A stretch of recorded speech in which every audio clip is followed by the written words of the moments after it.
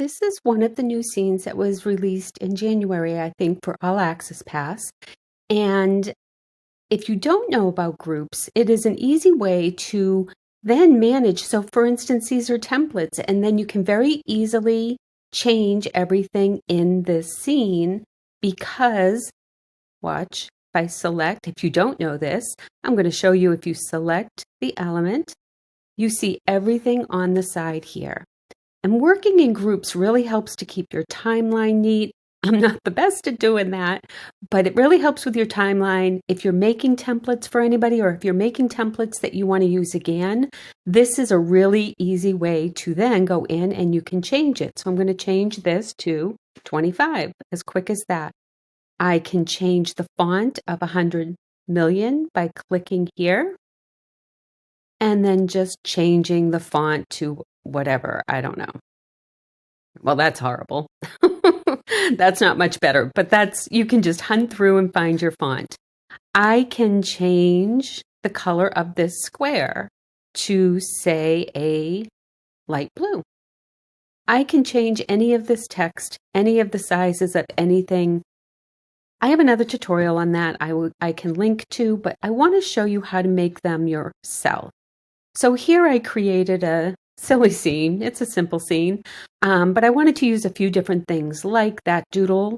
I used doodle to write that. And then I have some other elements of different sizes and text and a character. So to make your own group the way that you just saw that, I am going to first expand this so I can select everything. And I use Command G. Or you can just right click and group it, whichever's right way for you. I'm going to move this down. Now, when I click on that element, you can see that everything, it kind of looks like what the other one did.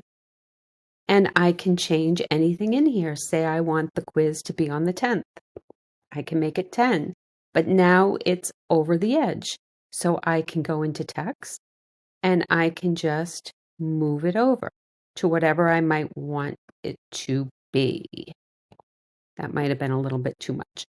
I can change science quiz to math quiz. I'd probably want to change the sizing because that doesn't look so good. But again, you can go in and do all of that here. Or, and in this case, I might make it capital letters. Or you, of course, can open the group and do all of your edits in here as well. But one of the great things about CreateStudio is it gives us this option, right?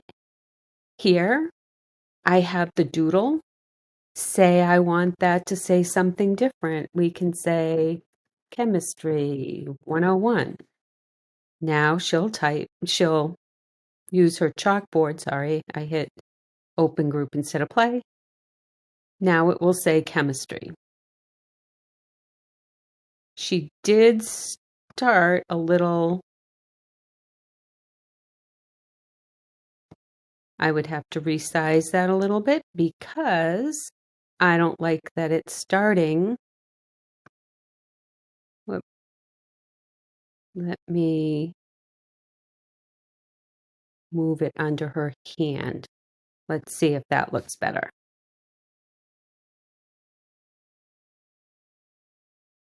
So here I am going to have to go in because the doodle just needs to be lengthened because the word was longer than the other one. That you can't change in this panel. But here's something else I want to show you. I'm going to go in my group. I'm going to open it. And this looks really blank. So I went to the stock, to the SVGs, and I grabbed a smiley face and I imported it.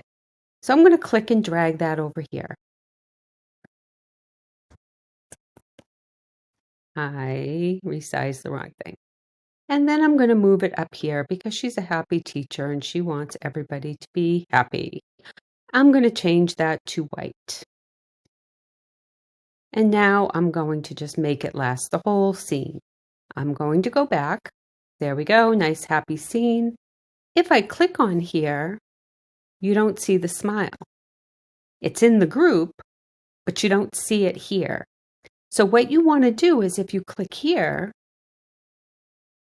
you're going to see the smile is over there.